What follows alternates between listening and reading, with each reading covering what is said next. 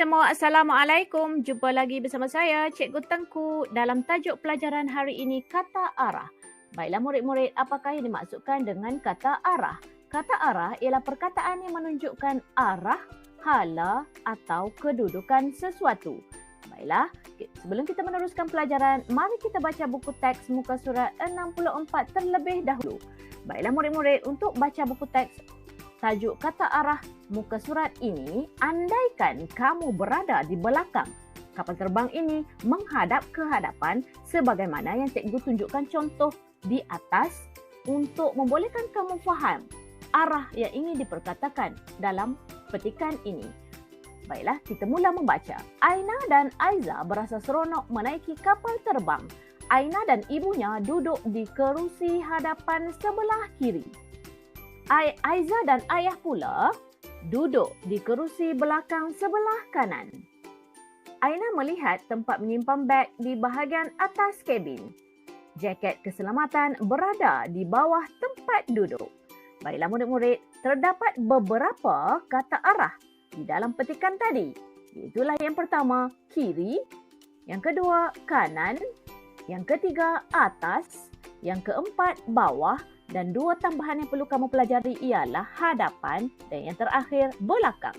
Aktiviti untuk muka surat ini ialah membina ayat. Maka kita perlu tahu terlebih dahulu kedudukan kata arah di dalam ayat. Kedudukan kata arah di dalam ayat yang pertama perlu didahului dengan kata sendi di. Contohnya di atas, di bawah, di hadapan dan juga di belakang. Seterusnya, yang kedua, kedudukan kata arah di dalam ayat selepas kata arah diikuti dengan kata nama. Contohnya, di atas pokok, di bawah meja, di hadapan kelas dan sebagainya. Cikgu ringkaskan di sini kedudukan kata arah di dalam ayat. Contoh ayatnya ialah di atas pokok.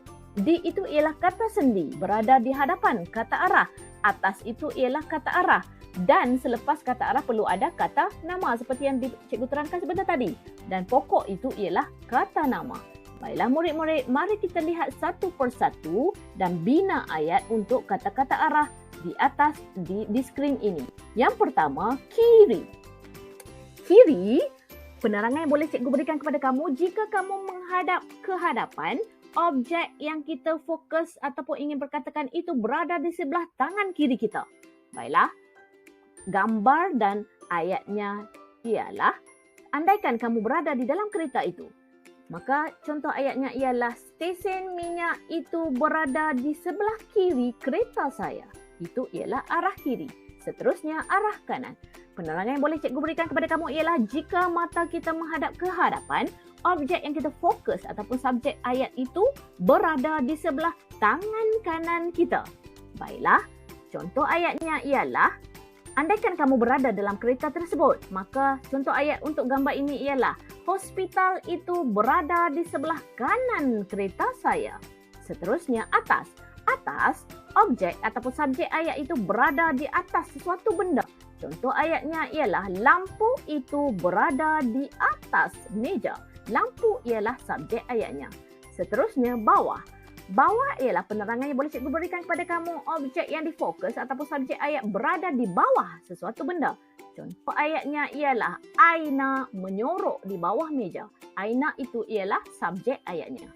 Seterusnya hadapan. Hadapan, penerangan yang boleh cikgu berikan ialah objek yang difokus ataupun subjek ayat itu berada di hadapan sesuatu benda. Contoh ayatnya ialah gambar keluarga itu diambil di hadapan rumah. Gambar keluarga itu merupakan subjek ayat. Seterusnya belakang.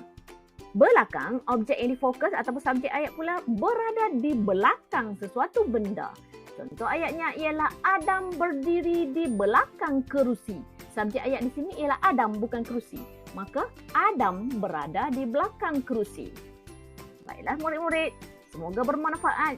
Cikgu harap kamu semua boleh faham. Jika tidak faham, boleh masukkan di dalam komen sebarang persoalan yang ingin kamu persoalkan.